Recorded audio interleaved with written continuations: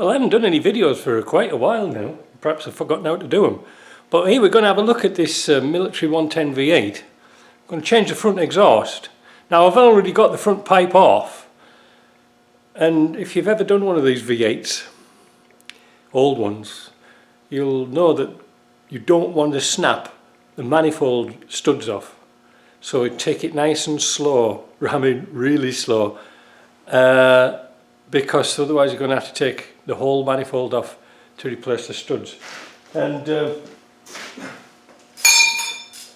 what you need is a big socket, a big extension, this long, to get in, because you need to avoid the axle.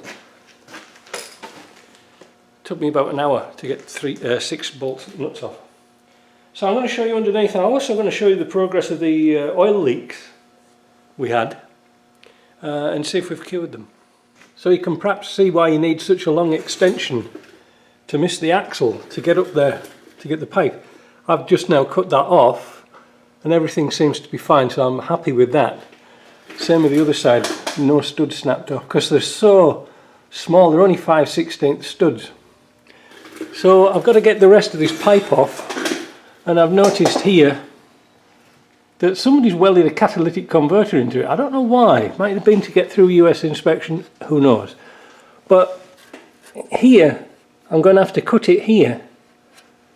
And the Y pipe here, I'm going to have to cut it here and expand that, if it will, to slip over there. I haven't got much to play with, but I'll do that. Anyway, let's have a look at these oil leaks. Oh, I put the light on my chest there, that looks like breathing. So it was leaking out of the sump, I think.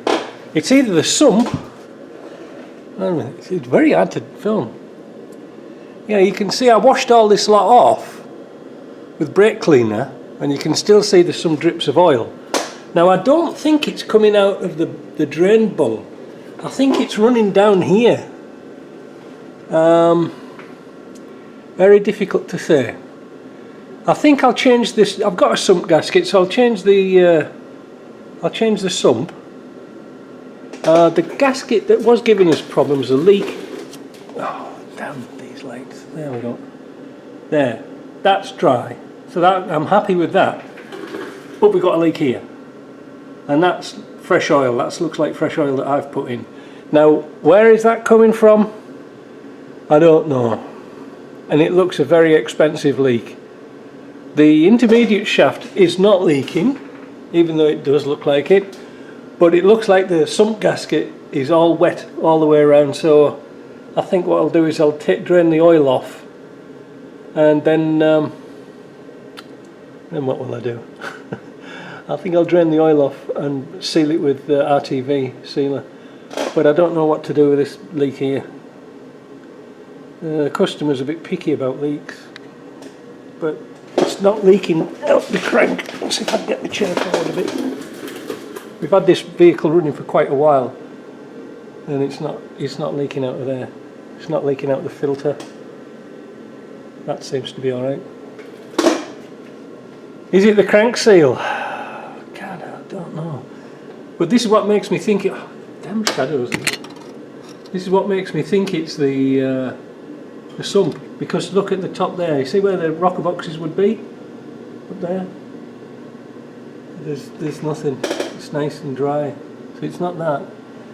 Something's weeping out the sump. So that's an easy job. That's a relatively easy job. The exhaust relatively easy. Then we can jump onto the axle. And we've got the shims now for the axle, so we can do that. Anyway, let me get this exhaust off. Got to get that bolt out of there. That looks a bit interesting, doesn't it? Oh God, I don't know. Oh no, we don't. We've got to get this one off here, don't we? That's an even more interesting one. All right. Well, back soon. I'll show you the progress. Well, I got the sump off, and I'm not surprised it leaked. It's just been held on with some cheap RTV sealer, and when I put my dismantling tool in, available in the shop, it just fell off. Now, if you know like 300 TDI sumps and things like that, to get them off, you really have to work hard to get them off. So anyway, that was it, but it looks good.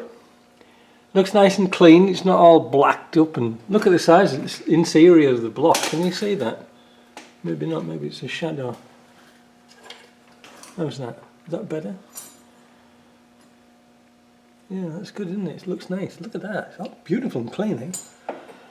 Yeah, so somebody's had this off before. So I've got a gasket and RTV sealer to put on there, so that's going to be good. And I think that's why we had those drips here. Next, move along the bus. Yeah, the sump. I took the oil, the sump off here or whatever, the cover. Paper gasket.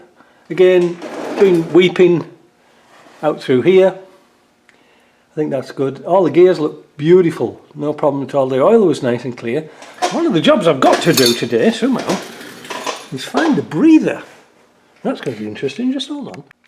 No, this is going to be really tricky to see, but the breather is that little tube right at the back. I might have to take the cover off to get into that, and I might go do the gearbox one as well, because I'm thinking that they've got crushed. And I'm just thinking, like last night, that little drip of oil coming out of there might be caused by pressurization of the casings, and not really much to worry about. Now, as you can see, I got the exhaust on. It wasn't too bad to put on. One little tip I did do is I put some masking tape round the top of the pipe up there to stop the flange dropping down while I was trying to tighten it up. This side's really easy, no problem. I haven't tightened the clamps up yet. I put a bit of paste in, but I haven't tightened the clamps up yet because I'm not sure if I was going to have to take the transfer case out. You know, because it's the bad thing about exhaust clamps, U-clamps, or U-bolts, whatever you want to call them. They used to have 3-bolt flanges in them, which meant taking a section out was really easy. So if you wanted to take the gearbox transfer case out, you could get it off really easy. This would be proved to be a nightmare trying to get these joints out, so that's why I haven't tightened them up. So now we're going to go to the back axle. I'm going to disconnect the prop. I can see it's a bit weepy around the front, so I'll change the sealing there as well at the same time, but we'll try and get the diff out now.